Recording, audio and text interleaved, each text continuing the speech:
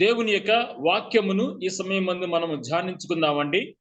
మీరేమి వెతుకుచున్నారని యేసుక్రీస్తు వారు అడిగినటువంటి ప్రశ్నతో నేటి యొక్క వాక్య ధ్యానాన్ని ప్రారంభం చేసుకున్నట్టుకు దేవుడు ఇచ్చినటువంటి తరుణానికై స్తుతి స్తోత్రములు దేవునికే చెల్లును గాక.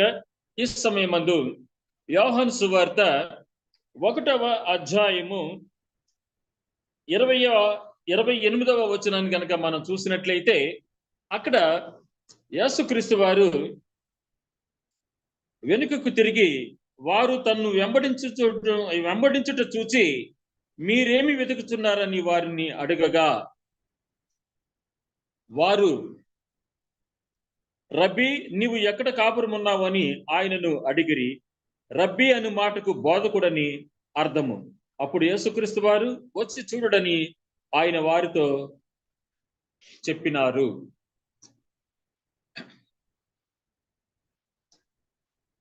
ఈ చదివినటువంటి యొక్క వేదవాక్యాన్ని బట్టి యేసుక్రీస్తు వారు ముఖ్యంగా వారు ప్రశ్నించినటువంటి ప్రశ్న ఏమిటంటే మీరేమి వెతుకుచున్నారు అనేటువంటి ప్రశ్న. అదే ప్రశ్న మనల్ని కూడాను యేసుక్రీస్తు వారు ఈ సమయం మందు మనల్ని అదే విధంగా అడుగుతున్నారని మనము వాక్యానుసారంగా భావించినట్లయితే మన ప్రభు అయిన యేసు బాప్తిజం ఇచ్చి యోహాను దగ్గరికి వచ్చుట గమనించిన బాప్తిజం ఇచ్చేటువంటి యోహాను గారు ఇదిగో లోక పాపమును మోసుకొని పోవు దేవుని గొర్రె పిల్ల అని అక్కడున్న యాజకులకు లేవీయులకును గలీల నుండి వచ్చినటువంటి వారికిని తన శిష్యులందరిలోను మరి యొక్క పర్యాయము ఇదిగో దేవుని గొర్రె పిల్ల అని బాప్తిజం ఇచ్చి యోహాను గారు యేసుక్రీస్తు వారి గురించి పరిచయ పలుకులు పలికినటువంటి విషయాన్ని యోహాను సువార్త 1వ అధ్యాయము 29 మరియు 36వ వచనాన్ని కూడా మనం చూసినట్లయితే బాప్తిజం ఇచ్చి యోహాను గారు యేసుక్రీస్తు వారి గురించి పరిచయ పలుకులు పలికి ఉన్నారు. ఇదిగో లోక పాపమును మోసుకొని పోవు దేవుని యొక్క గొర్రె పిల్ల అని 2 పర్యాయములు అక్కడ ఉన్నటువంటి ఆ యొక్క ప్రజానీకానికి, పెద్దలకు, శాస్త్రులకు, యాజకులకు, లేవీయులకు ప్రతి ఒక్కరికి కూడాను ఆయన యేసుక్రీస్తు వారి గురించి బాప్తిజం ఇచ్చి యోహాను గారు పరిచయ పలుకులు పలికి ఉన్నారు. చూసారా ఎంతటి సమర్పణ జీవితం గలవాడు బాప్తిజం ఇచ్చి యోహాను గారు. మరియు దేవుని నడుపుదల ఎంతగా ఆయనలో కనబడుచున్నది. ఎంత యథార్థముగా నిజభక్తితో దేవుని కార్యములను చేయబూనిన వాడు బాప్తిజం ఇచ్చు యోహాను. తననే క్రీస్తు అని, మెస్సియా అని భావించేటువంటి వారి యొక్క భ్రమలను తొలగించినాడు బాప్తిజం ఇచ్చు యోహాను గారు. అంతేకాక తన శిష్యులు కూడా యేసయ్యను వెంబడించే విధంగా ప్రోత్సహించాడు. కానీ అంతమందిలో ఎంతమంది ఆ క్షణములో ఆయనను వెంబడింప గోరారో తెలుసుకుందామా? బాప్తిజం ఇచ్చు యోహాను శిష్యులలో ఇద్దరైనటువంటి ఆంద్రేయ, యోహాను వీరు మాత్రమే యేసుక్రీస్తు వారిని వెంబడించడానికి సిద్ధపడిరి. చూసారా ప్రియ సంగమా, మనము వాక్యానుసారంగా ఎస్డిఏ చర్చిలోనికి ప్రవేశించి ఆశీర్వాదములు పొందండి అని ఎవరినైనా ఆహ్వానించామనుకోండి, అందరూ కాదు కానీ కొందరు మా ఆత్మీయ తండ్రి అయినటువంటి మా సంఘ పాస్టర్ గారిని, మా పుట్టు సంఘాన్ని వదిలి రాలేమంటారు. వారు దేవుని ఆజ్ఞలకు వారు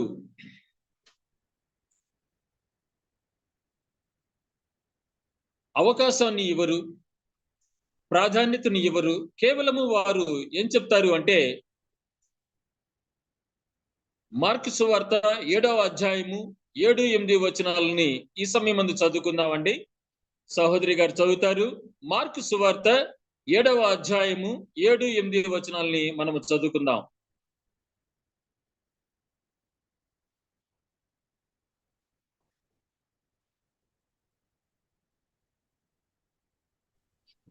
వారు మానవులు కల్పించిన పద్ధతులను దైవోపదేశం బోధించుచు నన్ను వ్యర్థముగా ఆరాధించుచున్నారు అని రాయబడినట్లు వేషధారులైన మిమ్మల్ని గూర్చి యెషయా ప్రవచించినది సరియే.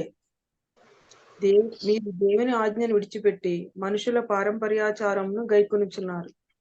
చూసారండి, ఈ యొక్క మనుషుల పారంపర్యాచార్యములు, పెద్దల యొక్క పారంపర్యాచార్యములు, మేము పుట్టు క్రైస్తవులము, లేకపోతే మేము మా యొక్క పాస్టర్ గారి మాటను మేము మేరము, మా పాస్టర్ గారు చెప్పిందే మాకు వేదము అని చెప్తూ ఉంటారు.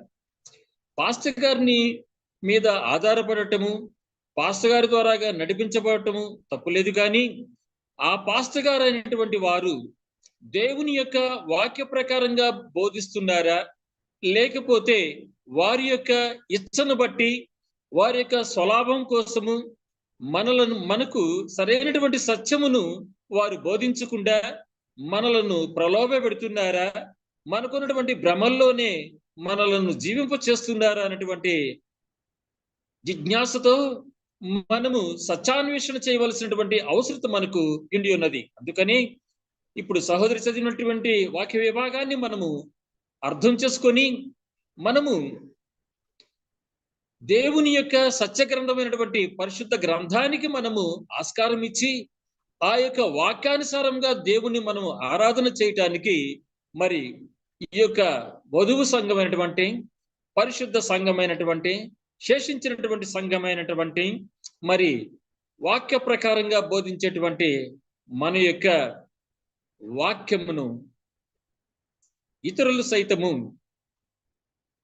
ఆకలింపు చేసుకోవాల్సినటువంటి అవసరత ఉన్నది. కావున మనము సాత్వికముతోను వినయముతోను వారి ఎడల సహోదర ప్రేమతోను ఇతరులకు మనము ఈ యొక్క వాక్య సత్యాలను మనము వారికి వివరించవలసినటువంటి అవసరత మనకు ఉన్నది. చూడండి, మరి ఆ యొక్క యోహానుగా బాప్తిస్మిచ్చే యోహాను గారి శిష్యులు వారిలో ఇద్దరు ముందుకొచ్చి మరి యేసుక్రీస్తు వారిని వెంబడించడానికి వారు తీర్మానం తీసుకున్నటువంటి విషయాన్ని కనుక మనం చూసినట్లయితే మనందరికీ కూడాను అది ఒక బాసటగా ఉంటుంది, స్ఫూర్తిగా ఉంటుంది. మరి మనలో కూడాను మరి అనేకమైనటువంటి ప్రవచనాలను, అనేకమైనటువంటి లేఖనాలను మనము సరైన విధంగా అర్థం చేసుకుంటానికి, ఆ యొక్క లేఖనాల ప్రకారంగా మరింతగా మనము దేవుని చేత దీవించబడటానికి మనము చేయవలసినటువంటిది మరి మనం కూడాను అనుభవజ్ఞులైనటువంటి పెద్దలను, వాక్యములో మంచి ప్రావీణ్యతను సంతరింప చేసుకున్నటువంటి మంచి మంచి పాస్టర్ గారుల చేత మనకు అర్థం కానటువంటి విషయాలు, మనకు తెలియనటువంటి విషయాలను అడిగి తెలుసుకునేటువంటి సద్భావం మనలో కలిగి ఉండాలి. అంతేకాని మనకు తెలిసిందే కరెక్ట్ అనుకోవటం కానీ, లేకపోతే అడిగితే మనం ఎక్కడ మన యొక్క ప్రెస్టేజీ డౌన్ అయిపోతుందో అనేటువంటి ఉద్దేశాలతో ఉండకుండా నిర్మోహమాటముగాను మంచి వాక్యమందు దాహార్తి కలిగినటువంటి వారమై మంచి అనుభవమైనటువంటి వారి చేత, మరి ముఖ్యంగా ఈ యొక్క దానియేలు గ్రంథము, ప్రకటన గ్రంథాలను, ఇటువంటి మంచి మంచి ప్రవచనాసారంతో కూడినటువంటి లేఖనాలను అర్థం చేసుకున్నట్టుకు మనము పరిశుద్ధాత్మని యొక్క ప్రోద్బల్యము చేత ఈ యొక్క వాక్యాలను బాగా నేర్చుకుంటానికి, తెలుసుకుంటానికి, అలవర్చుకుంటానికి మనము తాపత్రయపడవలసినటువంటి అవసరత ఉన్నది. ఎందుకంటే రానున్న రోజులలో ఈ యొక్క పరిశుద్ధ గ్రంథము కాస్త మన దగ్గర నుంచి తీసివేయబడినటువంటి రోజులు వస్తాయని మనందరికీ తెలిసినటువంటి వాక్య ప్రకారంగాను మరి ఆమోసు గ్రంథములో 8వ అధ్యాయములో 11 నుంచి 13 వరకు మనం చూసినట్లయితే మరి అంచె దినములలో ఈ యొక్క వాక్యము అనేటువంటి పరిశుద్ధ గ్రంథము మనకు దూరం అవుతుందని, సాతానుడు మరల ఆ యొక్క మార్టిన్ గారి కాలంలో చేసినట్లుగానే మరల రెండవ పర్యాయము ఈ యొక్క పరిశుద్ధ గ్రంథము మనకి దూరమయ్యే విధంగాను వాడు అనేకమైనటువంటి కుయుక్తులు పన్నుతాడని మనకు తెలుసును. కాబట్టి ఈ యొక్క వాక్య స్వేచ్ఛ, ఉన్నంతలోనే మనము అనేకమైనటువంటి ప్రవచన సారములను బహుగా పఠించవలసినటువంటి అవసరత మనకు ఉన్నది. అయితే ఈ యొక్క విషయంలో మనం ఒక చిన్న అంశాన్ని మనం తీసుకుందామండి. ఒక పిల్లవాడికి బాల్యంలో అమ్మమ్మ గారు ఆలు నేర్పితే వాటినే దిద్దుకుంటూ ఉంటానంటే అది అవివేకం. ఆ పిల్లవాడు ఎలిమెంటరీ స్కూల్ నుండి హై స్కూల్ నుండి కాలేజీలకు, ఆ తర్వాత ఇంకనూ విద్యాశక్తి కలిగినటువంటి వారైతే యూనివర్సిటీకి వెళ్ళటము, ఇలాగా ఉన్నతమైనటువంటి చదువులను అభ్యసించటము నిజమైనటువంటి విద్య యందు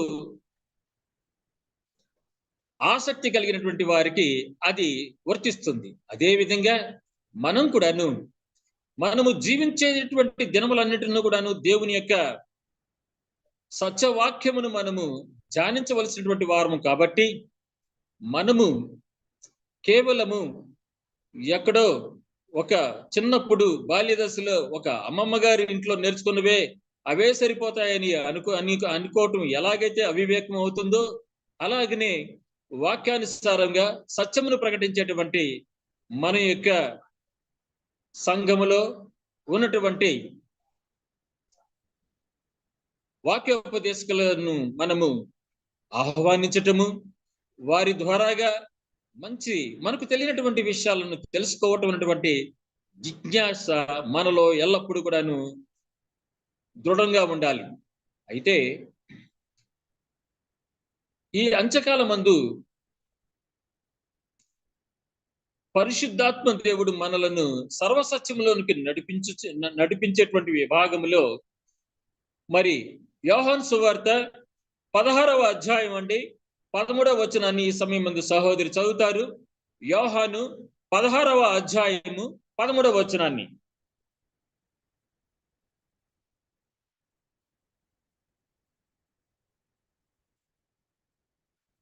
అయితే ఆయన అనగా సత్యస్వరూపైన ఆత్మ వచ్చినప్పుడు మిమ్ముని సర్వసత్యంలోనికి నడిపించును. ఆయన తనంతట తానే ఏమియు బోధింపక వేటిని వినినో వాటిని బోధించి సంభవింపబో సంగతులను మీకు తెలియజేయును. చూసారా? కాబట్టి యేసుక్రీస్తు వారు తన యొక్క ఆరోహణానికి ముందు వారు ముందుగా చెప్పినటువంటి మాట ఏమిటంటే, పరిశుద్ధాత్మ దేవుడు మీకు ఎల్లప్పుడూ తోడుగా ఉంటారు. నేను నా తండ్రి పని నిమిత్తము నేను శిలువ బలియాగము చేస్తాను, లోక కళ్యాణము గావిస్తాను, మరి రక్షణ మార్గాన్ని నేను మీకు ప్రసాదించుటకు నేను సిద్ధపడుతున్నటువంటి తరుణములో పరిశుద్ధాత్మ దేవుడును, ఆదరణకర్త అయినటువంటి పరిశుద్ధాత్మ దేవుడిని నేను మీకు పంపిస్తాను. ఆయన మిమ్మలను సర్వసత్యంలోనికి నడిపిస్తారని యేసుక్రీస్తు వారు స్వయంగా చెప్పి ఉన్నారు. అంతేకాకుండాను మరి దేవుని యొక్క వాక్య ప్రకారంగా మనము దేవుణ్ణి ఆరాధన చేయటం ఒకటి, మరి బోధించేటువంటి వారైతే వారు ఏ విధంగా బోధించాలి, వారు ఆ విధంగా బోధించకపోతే మరి ఆ యొక్క విశ్వాసులు ఏమైపోతారు అన్నటువంటి ఉద్దేశంతో మనం ఆలోచన చేసినట్లయితే యెషయా గ్రంథము 8వ అధ్యాయము 20వ వచనాన్ని చదువుకుందామండి. యెషయా గ్రంథము 8వ అధ్యాయము 20వ వచనాన్ని చదువుకుందాం.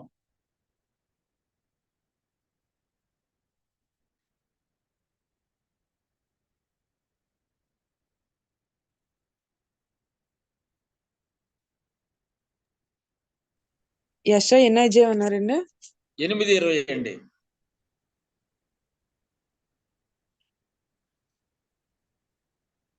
ధర్మశాస్త్రమును ప్రమాణ వాక్యమును విచారించుడి.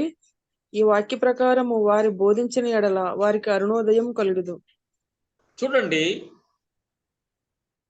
ఈ యొక్క సత్యమునకు అనుగుణముగా, సత్యం అనగా ధర్మశాస్త్రమును ప్రమాణ వాక్యముల గురించి బోధించకుండా, సరైన విధంగా బోధించకుండా ఆ యొక్క ఇతర బోధకులు బోధిస్తూ ఉంటే ఆ యొక్క వారికే ఆ యొక్క అరుణోదయం లేకపోతే మరి వారి దగ్గర విశ్వాసులుగా జీవిస్తున్నటువంటి వారికి మరి వారికి ఏమి అరుణోదయం కలుగుతుందండి అంటే, అరుణోదయము అనగా యేసుక్రీస్తు వారి యొక్క రెండవ రాకడ సమయంలో మరి పైకెత్తబడటము అనగా మేఘాల మీద మరి దేవదూతల ద్వారాగా మధ్యాకాశం అందుకు యేసుక్రీస్తు వారి దగ్గరికి వెళ్ళటం అనేటువంటిది ఆ యొక్క యేసయ్య రెండవ రాకడ సమయంలో అటువంటి ధన్యతను పొందలేకపోవటమే మరి చాలా మరి విచారకరము. అందుకు మరి అరుణోదయము అంటే యేసయ్య రెండవ రాకడలో పాలు పంపులు పొందలేకపోవటం. కావున రెండవ రాకడ సమయానికి కావలసిన సిద్ధపాటుకై సత్య సంఘములో పరిశుద్ధ విశ్రాంతి దినాచరణను విస్మరించరాదు. ఎందుకంటేనండి మరి కొన్ని సంఘాలు ఉన్నాయంటే 9 ఆజ్ఞలను కూడాను చాలా చక్కగా వివరిస్తారు. కానీ ఈ యొక్క 4వ ఆజ్ఞ దగ్గరికి వచ్చినట్లయితే కప్పదాటుగా దాన్ని దాటవేస్తూ ఉంటారు. దానిని విస్మరిస్తారు. దానిని అతిక్రమిస్తూ అనేకులు అతిక్రమించే విధంగా వారు చేస్తూ ఉంటారు. అందు నిమిత్తమై ఆ యొక్క యెషయా గ్రంథంలోని 24వ అధ్యాయము 5వ వచనాన్ని కనుక మీరు చూసినట్లయితే నేను చెప్పినటువంటి మాటకు అక్కడ మీకు రుజువు దొరుకుతుందండి. యెషయా 24:5వ వచనం.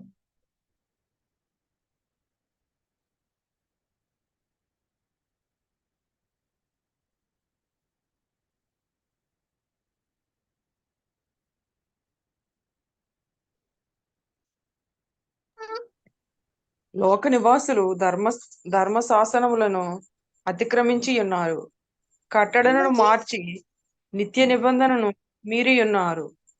దాని నివాసుల చేత లోకము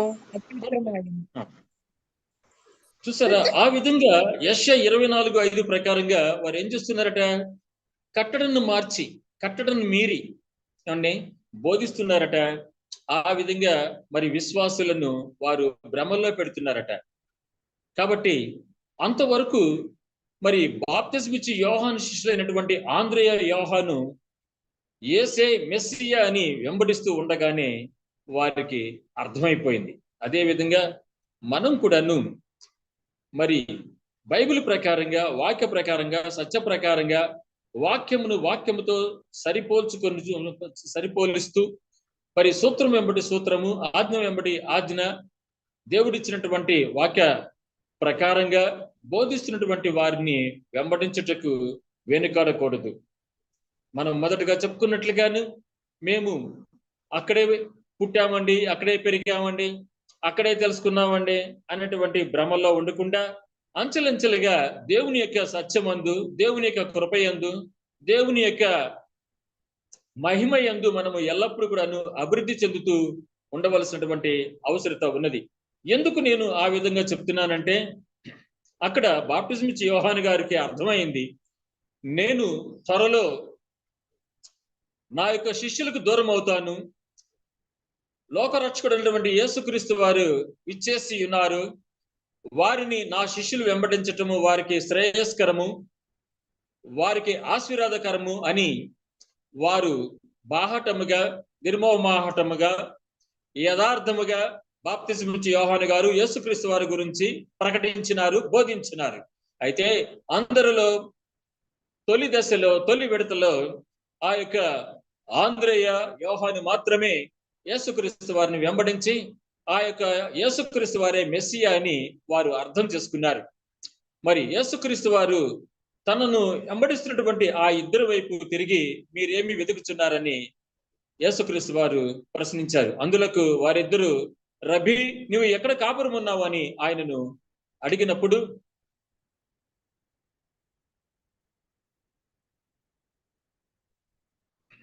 ఆయన అందుకు యేసు వచ్చి చూడడని ఆయనతో చెప్పారు. రబ్బీ అనేటువంటి మాటకు బోధకుడని అర్థము.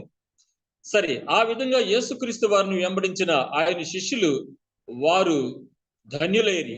మనము ఆయనను వెంబడింపవలసిన అవసరత, ధన్యత మనకును ఉన్నది. కావున ప్రియ సంగమ, ప్రియ విశ్వాస సమూహమైనటువంటి సహోదరి సహోదరులారా, పరిశుద్ధ గ్రంథములో ఆయనను మనము వెతకాలి, వెంబడించాలి. అలా వెంబడించి వేడుకొని ఎడల ఆయన రాజ్యములో మనమును ప్రవేశిస్తాము. ఆనాడు యేసును వెంబడించిన 20 ఏండ్ల ప్రాయం కలిగినటువంటి యోహాను గారు అంతిమ శ్వాస విడిచే వరకు ఆయనను వెంబడించారు. సుమారు 100 సంవత్సరాల ప్రాయములో ప్రకటన గ్రంథాన్ని మరియు 1, 2, 3 యోహాను సువార్తలను పత్రికలను ఆయన రాయటము, దేవుని యొక్క కృప చేత అమూల్యమైనటువంటి బహుమానములను దేవుని చేత ఆయన పొంది ఉన్నారు. ఆయన రాసినటువంటి యోహాను గారు రాసినటువంటి ప్రకటన గ్రంథము మరి సువార్తలు 1, 2, 3 సువార్తలు కూడాను మనకు ఎన్నో మర్మములను ఎన్నో విధాలుగా దేవుని యొక్క దీవెనలను మనము పొందే విధంగా ఆ యొక్క ప్రకటన గ్రంథము ఆ సువార్తలు మనకు ఎంతగానో ఉపయోగపడినవి. కావున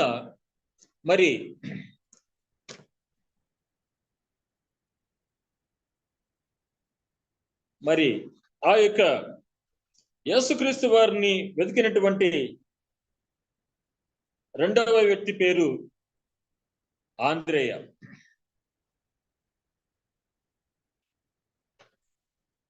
ఆ యొక్క ఆంద్రేయ పేరుకు అర్థం ధైర్యశాలి అని అర్థం.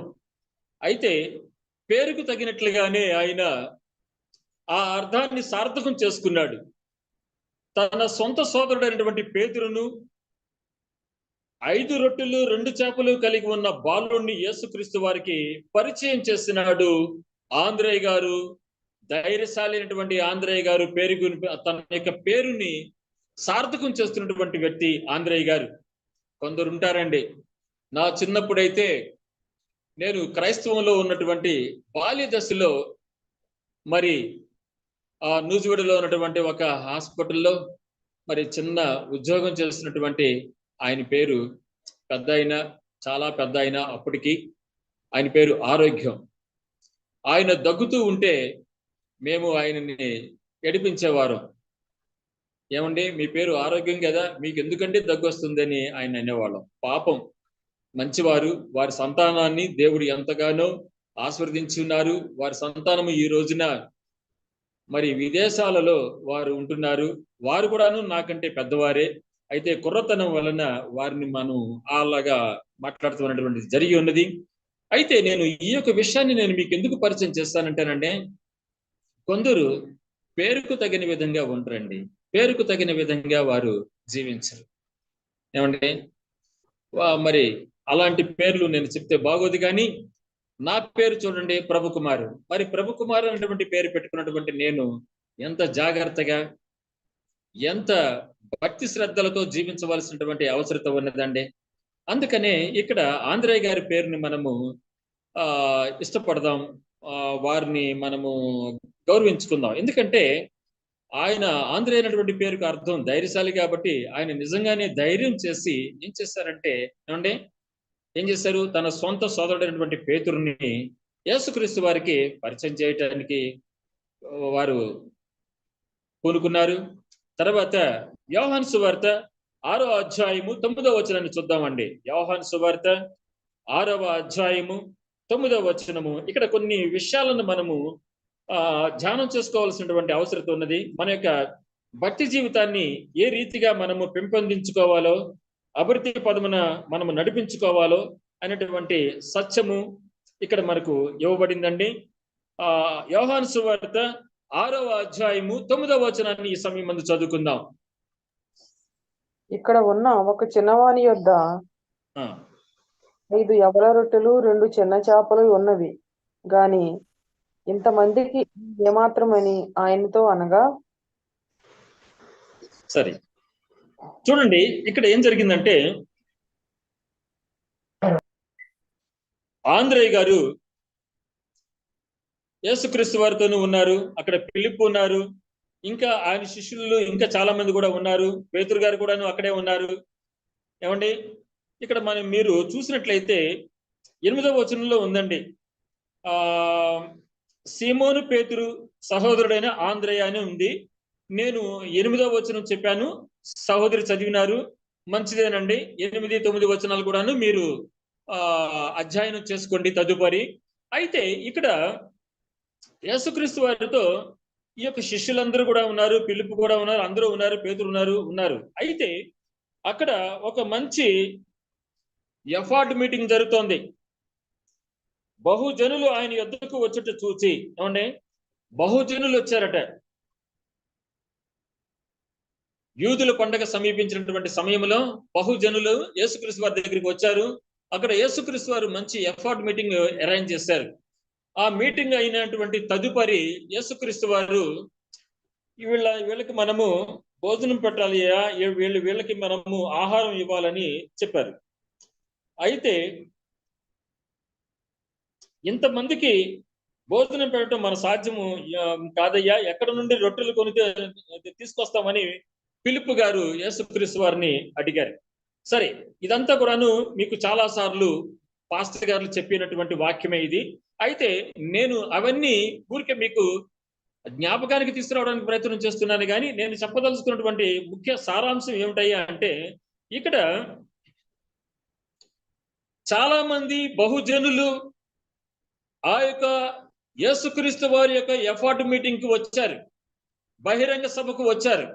అయితే ఆ వచ్చినటువంటి వారు ఈ యొక్క చిన్న కుర్రాడి లాగానే చాలా మంది ఆహారాన్ని తెచ్చుకున్నటువంటి వారు ఎందరో ఉంటారు. అయితే వారందరూ ఏం చేస్తారంటే, ఆ యొక్క యేసుక్రీస్తు వారు చెబుతూ ఉంటే ఒకవైపున వింటూ, చెవులతో వింటూ, కన్నులతో ఆయన్ని చూస్తూ, నోటితో ఏం చేశారండి, వారు తెచ్చుకున్నటువంటి ఆహారాన్ని తిన్నారు. కానీ ఈ యొక్క కుర్రాడు మాత్రము తాను తెచ్చుకున్నటువంటి ఆ యొక్క ఆహారము 5 యవల రొట్టెలు, 2 చిన్న చేపలు. ఏమండి, దీని గురించి మన యొక్క ప్రియ పాస్టర్ గారు మంచి మంచి వాక్యాలు మీకు చెప్పి ఉంటారు. మంచి పాటలు పాడి ఉన్న పాటల ద్వారాగా చిన్నపిల్లలను వారు దేవుని దగ్గరికి నడిపించినటువంటి పాస్టర్ గారు ప్రసంగాలను మీరు జ్ఞాపకం చేసుకోండి. అయితే ఇక్కడ ఈ కుర్రాడు మాత్రము తాను తెచ్చుకున్నటువంటి ఆ యొక్క రొట్టెల్ని, చేపల్ని తినలేదు. తినకుండా ఈ యొక్క కుర్రాడు ఏం చేశాడంటే, యేసుక్రీస్తు వారు చెప్పినటువంటి ఆ యొక్క దివ్యమైనటువంటి వాక్యం మీదే తన యొక్క మనసును నిమగ్నం చేశాడు. చేసి ఆయన ఆ యొక్క ఆకలిని మర్చిపోయి ఆ యొక్క ఆహారమును తన యొద్దనే విడిచిపెట్టుకొని తన ఒళ్ళోనే పెట్టేసుకొని, తన ప్రక్కనే, తన బ్యాగులోనే ఉంచేసుకొని, అతను ఆ కుర్రాడు ఏం చేశాడంటే దేవుని యొక్క వాక్యం మీదే ఆయన మనసును నిమగ్నం చేసి ఉన్నారు. చూడండి, కొన్నిసార్లు సాతానుడు యొక్క సంఘాలలో, దేవుని యొక్క పరిచర్యలో, దేవుని యొక్క వాక్యధ్యానంలో ఉంటున్నటువంటి వారికి సాతానుడు ఒక 2 విషయాలను తీసుకొస్తాడు. చాలా తెస్తాడు, అవన్నీ ఇప్పుడు అనవసరం. 2 చెప్తానండి. ఒకటి నిద్రమత్తుని తీసుకొస్తాడు, ఇంకొకటి ఆకలి. ఏమండి, ఈ రెండిటిని ఆ సాతానుడు ఏం చేస్తాడంటే ఆ యొక్క సభ్యుల పైన, అందరి మీద కాదు కానీ నాలాంటి వాడి మీద ప్రయోగిస్తూ ఉంటాడు. ఆ ప్రయోగిస్తే ఆ యొక్క నిద్రకో, ఆ యొక్క ఆకలికో వారు ఆస్కారం ఇస్తారు.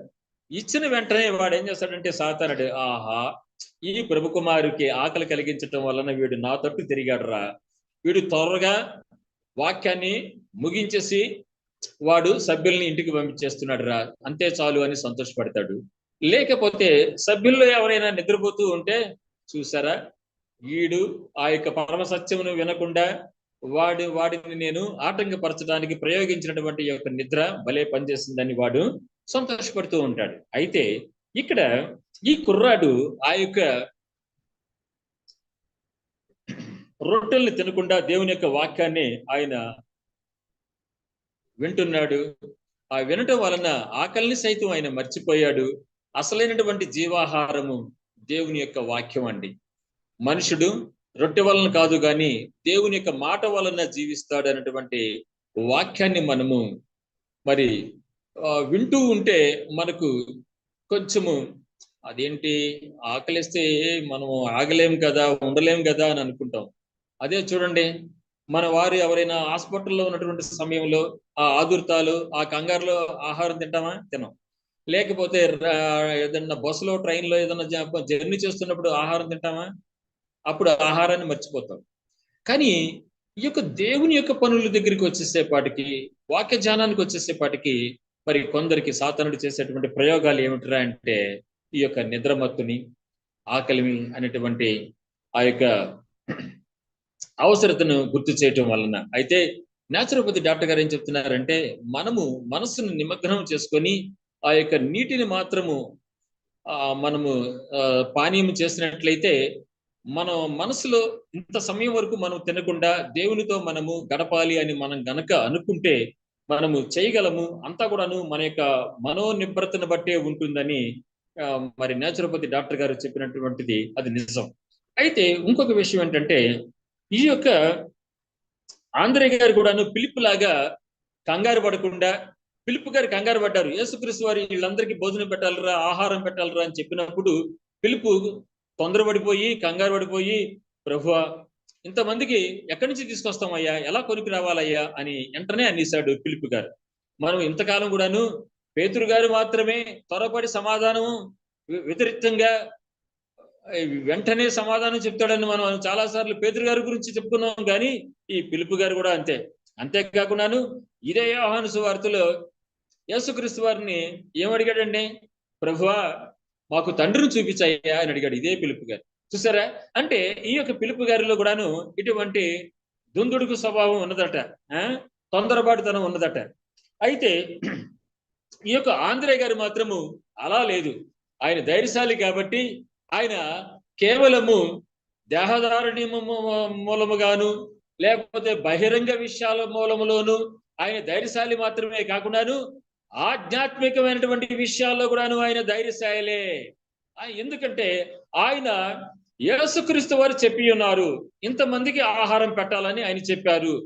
ఆయన అంతగా చెప్పారు అంటే ఆయన మహిమ కలిగినటువంటి వారు. ఆయన మామూలు బాప్టిజం ఇచ్చి యోహాను గారి లాగా కాదు. ఈయన సాక్షాత్తు మెస్సియా. ఆయన ఇంతమందికి ఆహారం పెట్టాలి అనేటువంటి పిలుపుని ఇచ్చారు అంటే ఏదో ఒక మర్మము ఉన్నది. ఏదో ఒక విధంగా ఈ యొక్క యేసుక్రీస్తు వారు ఇంతమంది ప్రజానికానికి ఆహారము పెట్టగలరు అనేటువంటి ఒక దృఢమైనటువంటి తలంపు ఆయనలో కలిగి ఉండటం వలన ఆ ఆంధ్రే గారు ఏం చేస్తారంటే అక్కడ ఉన్నటువంటి మనుషులను కలిగి చూశారు. ఒకసారి కలిగి చూసి ఆయన ఒక కుర్రాడి దగ్గర ఉన్నటువంటి ఆ యొక్క రొట్టెల్ని ఆ చేపల్ని చూసి ఆ కుర్రాడిని పిలిచి, బాబు ఇవి నీవు ఎందుకు తినలేదు అని ఆయన్ని అడిగారు. అడిగితే యేసప్ప చెప్పినటువంటి ఆ యేసయ్య చెప్పుతున్నటువంటి వాక్యాన్ని నేను విన్నానయ్యా అంకులు అని చెప్పాడు ఆంధ్రే గారు. చెప్పినప్పుడు ఆ యొక్క కుర్రాడిని ఈ యొక్క ఆంధ్రే గారు యేసుక్రీస్తు వారికి పరిచయం చేశాడు. చూసారా?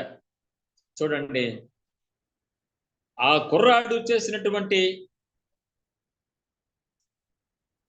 వాక్యం మీద పెట్టుకున్నటువంటి ఆసక్తి వలన ఆ కుర్రాడికి ఎంతటి ధన్యత వచ్చిందండి. అక్కడ ఉన్నటువంటి పెద్దలకు ఎందరో పెద్దలు ఉన్నారు, ఎందరో పండితులు ఉన్నారు, మంచి విద్యావంతులు ఉన్నారు, అక్కడ ధనవంతులు ఉన్నారు. కానీ వారందరికీ కూడాను అటువంటి ధన్యత రాలేదండి. ఈ యొక్క కుర్రాడికి యేసుక్రీస్తు వారి దగ్గరికి ఆంధ్రే గారు తీసుకొని వెళ్ళి పరిచయం చేశారు.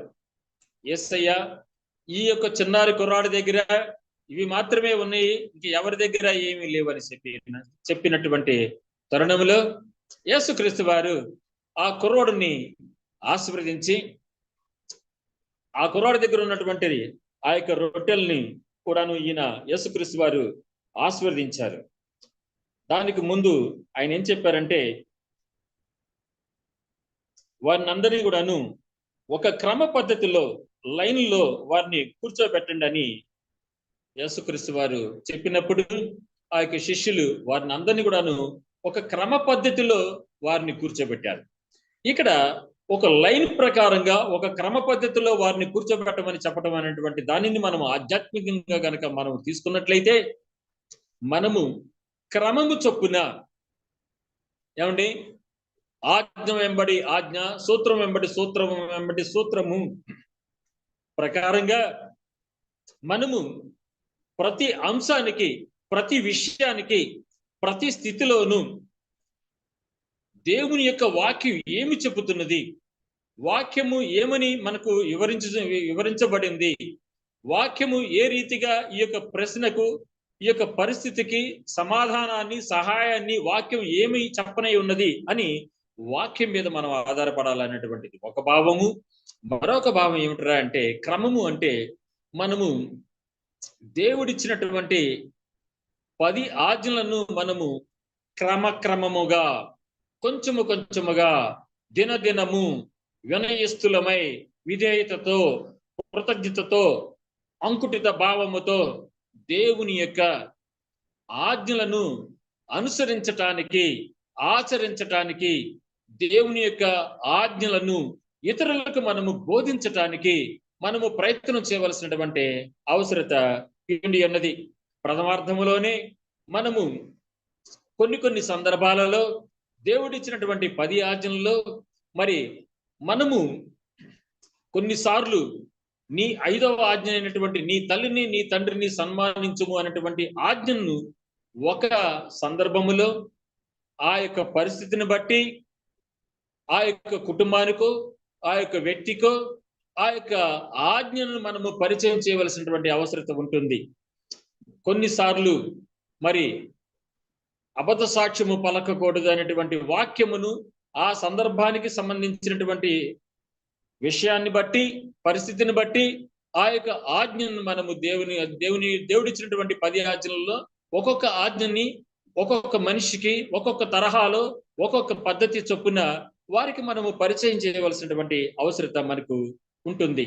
అంతేకాకుండాను దేవుడిచ్చినటువంటి వాక్యమును బట్టి మనము జీవించుటకు తీర్మానము చేసుకొని క్రమముగా దేవునికి మనము మన యొక్క జీవితాలను సమర్పించుకోవాల్సినటువంటి అవసరత కూడాను ఎంతైనా ఉండి ఉన్నది. కావున ఇక్కడ ఆంధ్రేయ గారు ఆ యొక్క కుర్రాడిని పరిచయం చేయటమైనటువంటిది ఎంతటి మహత్తరమైనటువంటి భాగ్యం అండి. చూడండి, కొన్ని సంఘాలలో మరి ఆ యొక్క పాస్టర్ గారు కానీ, ఆ సంఘ పెద్ద కానీ, ఎవరి గురించన్నా కానీ ఆహ్వానం సరైన విధంగా చెప్పలేదు అనుకోండి, ఎంత బాధపడతారండి, ఎంత కోపంగా వస్తూ ఉంటారండి. అంతేకాకుండాను మరి ఏదన్నా ఒక నాయకుడు కానీ ఏదన్నా టైంలో ఈ మధ్య వచ్చారు కదండి ఇంటింటికి, అటువంటి తరుణంలో వారు మన యొక్క ఇంటి దగ్గరికి వచ్చి, ఓ ప్రభు కుమార్ ఇంట్లో ఉన్నారా, మేము మీ ఇంటికి వచ్చాము, లోపలికి రమ్మంటారా, మీరు బయటకు వస్తారా అని మనల్ని పిలిస్తే, ఆహా చూసారా ఎక్స్-ఎమ్మెల్యే గారు నా పేరు పెట్టి పిలిచాడు అని నేనేమవుతాను, గర్వంగా ఫీల్ అవుతాను. కేవలము ఈ యొక్క నరమాతృలు మనల్ని గుర్తించినట్లయితే దానికే మనము గంతులు వేస్తూ ఉంటాం. కానీ యేసుక్రీస్తు వారు ఏమండి, యేసుక్రీస్తు వారికి సాక్షాత్తు యేసుక్రీస్తు వారికే ఆ యొక్క పిల్లాడు పరిచయం అయినటువంటి సమయంలో ఆ కుర్రాడికి ఎంత సంతోషం కలిగి ఉంటుందండి. ఆహా, ఆ పాస్టర్ గారు, ఆ యేసుక్రీస్తు వారు మరి ఇప్పటిదాకా చక్కని వాక్యం చెప్పి ఉన్నారు, ఆయన నా భుజం తట్టారు, నన్ను ఆశీర్వదించారు అని ఆ కుర్రవాడు ఎంతగా సంతోషపడతారండి. అదే విధంగా మరి మనం కూడాను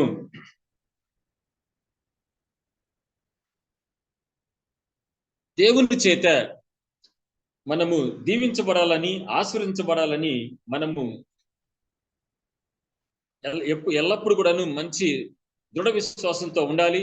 అంతేకాకుండాను సాధ్యమైనంత వరకు దేవుని యొక్క వాక్యమునకు, దేవుని యొక్క సన్నిధికి, దేవుని యొక్క దీవెనలకు, దేవుని యొక్క మహిమకు అనేకులను మనము పరిచయం చేయవలసినటువంటి అవసరత మనకు ఉన్నది. ఎవరికి వారు మనం దీవించబడితే బాగుంటుంది చాలులే అని అనుకోకుండా మనము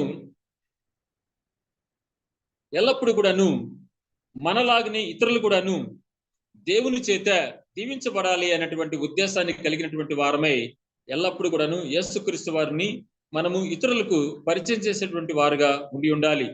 చిట్ట చివరకు యేసును వెంబడించటమే కాకుండా తాను శిలువ మరణము పొందుతూ కూడా చుట్టూ గుమ్ముగూడిన వారికి క్రీస్తు ప్రేమను ప్రకటించినటువంటి నిజమైన ధైర్యశాలి ఆంధ్రేయ గారు. చూసారండి, అటువంటి ఆంధ్రేయ గారి లాగే మనం కూడా ధైర్యముతో, దేవుని యొక్క జ్ఞానముతో, దేవుని యొక్క రక్షణ దూతల కావలితో మనము యేసుక్రీస్తు వారి యొక్క స్తోత్రమును ప్రచురము చేసేటువంటి వారిగా మనము ఇండి ఉండాలి. ప్రియమైనటువంటి సహోదరి సహోదరులారా, ఈ అనంతకాల గమనములో, ఈ రవంత జీవన పయనములో ప్రతి వాళ్ళం ప్రతిరోజు నిద్ర లేచింది మొదలుకొని రాత్రి పడుకోబోయే వరకు ఏదో ఒక దానిని వెతుకుతూనే ఉంటాం. అలా సంవత్సర కాలాన్ని గడిపేస్తూ ఉంటాం. కానీ యేసుక్రీస్తు వారు ఆంద్రేయును యోహానును అడిగినట్లే, వారికి చెప్పినట్లే మనకు చెప్పుచున్నారు, అడుగుచున్నారు. ఆయన మనతో నివసించుటకు ఈ దినమందే మనలను కోరుకుంటున్నారు, చేరుకుంటున్నారు. మరి ఈ గడియలోనే ఆయనను పొందుకుందామా? మన యొక్క హృదయాన్ని ఆయనకు మనము సమర్పించుకుందామా? మరి ప్రకటన గ్రంథము 3వ అధ్యాయము 20వ వచనాన్ని ఈ సమయమందు ఆఖరిగా చదువుకుందామండి. ప్రకటన 3:20. ప్రకటన 3:20 వచనాన్ని చదువుకుందామండి ఈ సమయమందు.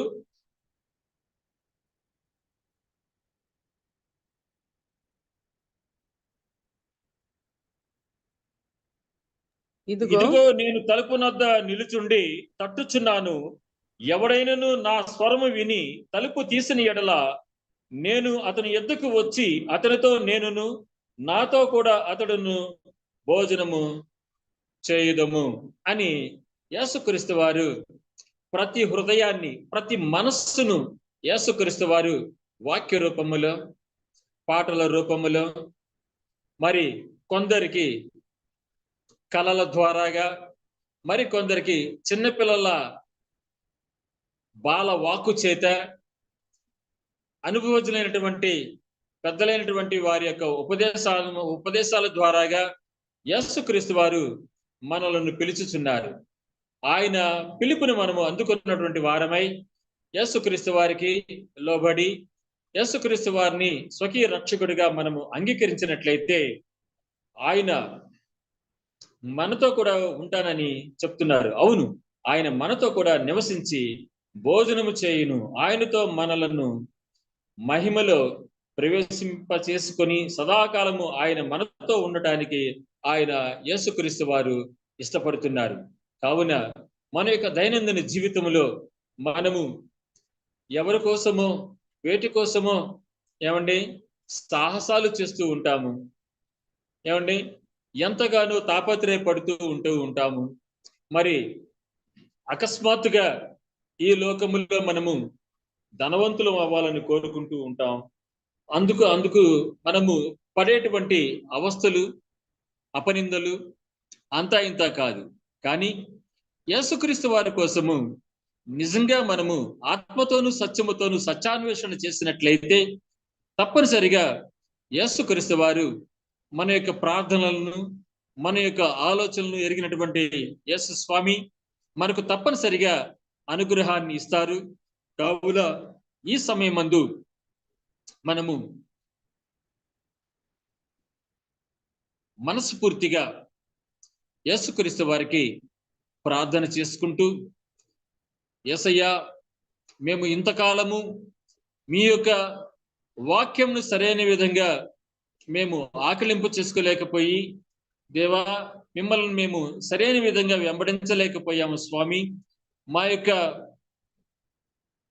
తప్పిదములను మన్నించి మేము మిమ్మలను సరైన విధంగా వెతికే విధంగా, ఏమండి నిన్ను వలె నీ పొరుగు వారిని ప్రేమించమని యేసుక్రీస్తు వారు చెప్పినట్లుగా మనము పొరుగు వారిలో యేసుక్రీస్తుని చూద్దామా?